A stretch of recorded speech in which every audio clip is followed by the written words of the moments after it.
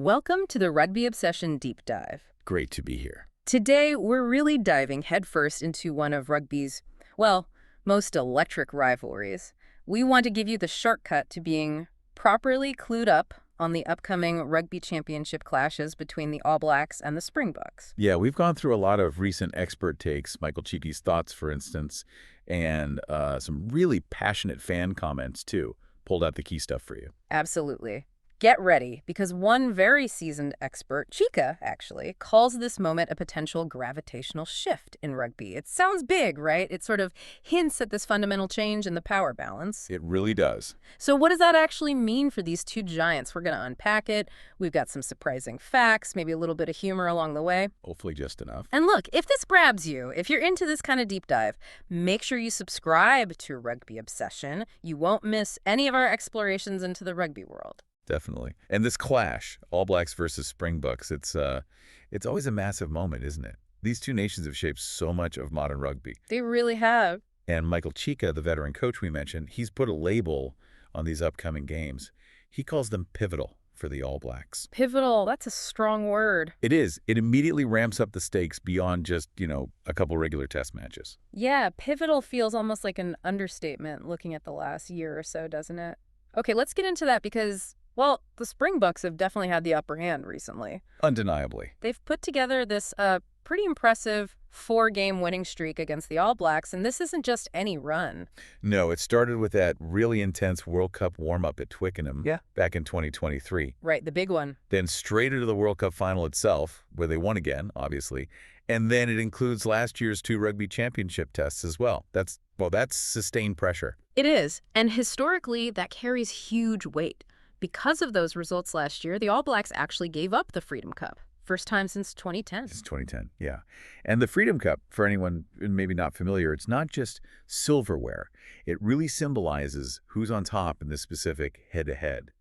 New Zealand held it right through South Africa's World Championship reign until now. Losing it really signals something's changed, at least for now. A definite rebalancing, yeah. And remember that first win in the streak? The Boks absolutely dismantled the All Blacks 35-7. Oof, yeah. That wasn't just a win. No, that was the biggest margin of victory ever over the All Blacks. Huge statement. But it's important context. The other 3 games in that streak, they were absolute nail-biters. Really tight, down to the wire. Exactly. And critically, none of those 4 games were played in New Zealand. That's the key point, isn't it? Which just ramps up the pressure now, with the All Blacks facing them at home. Totally. Which brings us back to Cheika's gravitational shift. What's he getting at there? Is it just about wins and losses? I think it's deeper than that. He's hinting at a fundamental reordering. Historically, the All Blacks' fast, expansive game, the New Zealand way, was kind of the gold standard. Right, the benchmark everyone aimed for. Exactly. But now, you could argue the Springboks, with their incredibly physical, structured, almost suffocating style, they've set a new standard. So for NZ, these home games aren't just about revenge or pride. It's about proving they can handle this new reality. Precisely. Proving they can adapt, counter it, and sort of redefine their own game against this dominant Bok approach. Cheika sees this as a massive chance for the All Blacks to really challenge them, especially at home. So it's not just about playing well, it's about meeting that physical challenge head-on, because Cheika's advice was pretty direct, wasn't it? Very direct. He said it's not enough just to play the New Zealand way, the speed, the skill, the attack. He specifically said they have to take them on in the physicality stakes. Okay, what does that actually mean against the Boks? We know how powerful their pack is. Yeah, it means more than just hitting hard. It means dominating those collisions, winning the battle at the breakdown, having your scrum and line out absolutely solid. Fronting up defensively? Absolutely. Unwavering defense. It's about earning the right to play wide by mashing them where they're strongest, in that tight stuff. Cheika thinks winning those physical battles builds the confidence to then unleash their own attacking game. Right, build the platform first. Exactly. And he sees this series not just as 2 games, but as foundational. Prep for maybe a longer series next year, and definitely prep for the 2027 World Cup. The goal is for the All Blacks to, as he put it, get their number again, reestablish that dominance. And besides confidence and looking ahead, there's immediate stuff on the line. Silverware, obviously, but also that incredible Eden Park record. Oh, yeah. It's massive. 31 years undefeated at Eden Park, that's up for grabs in the first game. That's not just a stat, is it? It's psychological. Hugely psychological. Eden Park is their fortress. If the Boost could actually break that streak, Wow. What kind of message would that send? an enormous one. You would tell the world that this gravitational shift isn't just talk, that the Springboks' power isn't limited to home or neutral ground. It would kind of strip away some of that all-black mystique. Yeah, huge implications. And it's not just us or the fans feeling the intensity.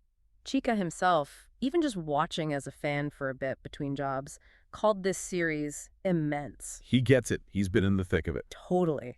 He said despite battling with them over the years, on and off the field, he has huge respect for the way they play the game. And he's respected their style since, 1988. That perspective is valuable. Yeah. Someone who's fought both teams, acknowledging the quality and history on both sides. It underlines this isn't just a current trend, it's a clash of proper rugby titans with deep strengths. Okay, so we've heard from the expert coach, Cheika, sensing this big gravitational shift. But what about, the fans? The heart and soul of it all. Ah, yes, the fan forums, always lively. This is where we hear from you listening, the dedicated fans whose opinions fill up comment sections. It's amazing the depth of passion and analysis out there. Absolutely fascinating range of views. And speaking of views, we really want to hear yours. Don't forget, subscribe to Rugby Obsession if you haven't already, and definitely share your predictions, your thoughts on this pivotal series. We love getting that input. Please do. And the forums, they really show the split, don't they? You've got real optimism from a lot of Kiwi supporters. Yeah, strong belief in a 2-0 series win for NZ, some even predicting a big score in one game. The feeling is the All Blacks will be much better this year, learn some lessons. But then you flip the coin, and the Springbok supporters are just as confident. Their argument, reigning world champs should always be favorites. Fair point. And they argue no team is truly undefeatable. Some are backing the Boks to win both games in NZ, which would be massive, or at least grab one away win. Yeah. It just shows that deep rivalry. It really does. What else is coming up in the fan chat? Well, one really interesting debate is around the Springboks being an aging team. You see that comment pop up. Right, the idea they might be vulnerable, maybe lack pace or stamina. Exactly. But many other fans strongly push back on that. They point to the smart way they're bringing in talent from the under-20s world champions. Keeping things fresh. Yeah, ensuring that pipeline is working. And they highlight the balance. You've got the hugely experienced guys like Etzebeth, Khaleesi, alongside this exciting youth. Someone mentioned the aging Boks are like a good red wine analogy. I saw that. Getting better with age, basically. Plus, the argument is their squad depth lets them manage workloads really well, avoid burnout. Okay, so that's the Bok debate. What about the All Black side? What are fans discussing there? It's a different focus, more around squad depth and particularly combinations. Some fans seem genuinely worried. About a lack of depth. Where specifically? Especially in the back line, it seems. Concerns about options at 10, in the centers, out on the wings, and some feel the attack has become a bit one-dimensional. Interesting.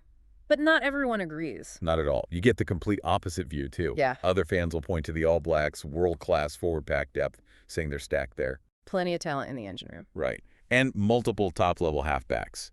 For these fans, any problems aren't down to lack of talent, but more about getting the combinations and cohesion right. So it's a coaching and selection puzzle, maybe? That seems to be the argument. Is it the players or how they're being used together? And fans get really specific, don't they? Talking about individual players. Oh, yeah, deep dives.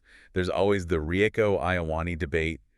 Best place, wing, or center. People talk about Caleb Clark, his size and speed. Does he fit? And the new guys coming through. Exactly. Excitement about emerging wings like Xavier Tito Harris, Leroy Carter, Caleb Tangentau guys lighting up Super Rugby. Fans are really into the selection details and how they impact strategy. It shows how closely people follow it. So with all these different views, what are the actual series predictions looking like from the fans? All over the place, honestly. Reflects the uncertainty. You've got the confident NZ2 wheel calls, especially with home advantage. Then the more cautious 1-1 split. Very common prediction, yeah. Each team wins at home, or maybe one grabs an away win. Then you have the bold Springbok fans predicting 2-0 away wins. Which would be historic. Absolutely. And then at the other extreme, you actually see some predictions, likely from hopeful opposition fans, that the Boogs might even finish bottom of the Rugby Championship log. Huh. Optimistic, maybe. But it shows the passion. Ultimately, for these fans, and probably the teams too, it's way more than just the result on the day, isn't it? Oh, completely. It's about confidence, building momentum, getting your hands on silverware like the Freedom Cup, and it's definitely about shaping the story, the narrative, heading towards future tournaments, especially 2027. For sure. So hearing all that, thinking about Cheika's view, the fan debates, what stands out to you listening? What's your take on this gravitational shift? We'd genuinely love to know your thoughts. And understanding all these layers, the expert analysis, the history, the fan passion, the arguments, it's really valuable, isn't it, Yeah. for anyone interested in sport, rivalries, even just strategy? It helps you see beyond just the scoreline. Exactly. To see the deeper stories, the bigger implications playing out. So as we wrap up, here's something to maybe mull over. How much do all these narratives, these expectations from experts like Cheika, from passionate fans everywhere, how much do they actually influence what happens on the pitch in these massive games? Does that collective belief, or maybe doubt, actually change things? It's a fascinating question. Adds another layer to watching these two giants go head-to-head. It really does. And if you enjoyed this deep dive, please do subscribe to Rugby Obsession for more analysis on compelling topics like this. We'd appreciate that. Thank you for listening to the Rugby Obsession Deep Dive. We will look forward to you listening to our next episode.